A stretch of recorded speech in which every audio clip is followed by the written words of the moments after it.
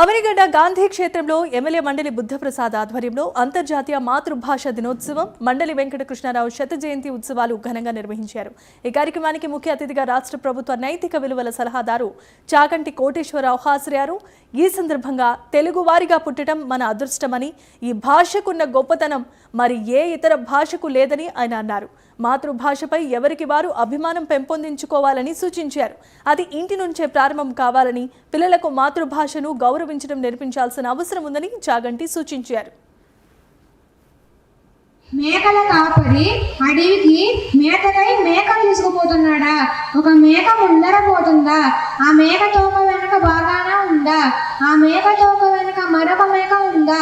ఇలా మేకల పోతున్న తీరును మేక తోక అనే దత్త పదాలతో చక్కగా చిక్కగా చెప్పారు. వైఖరి అద్భుతం. అవునవును, జానపదులు సొత్తు జానపదం. గాడిద కొడుకని తిట్టినప్పుడు విశ్వాసానికి మారుపేరుగా నిలిచిన గాడిద ఏడ్చింది అన్నారు.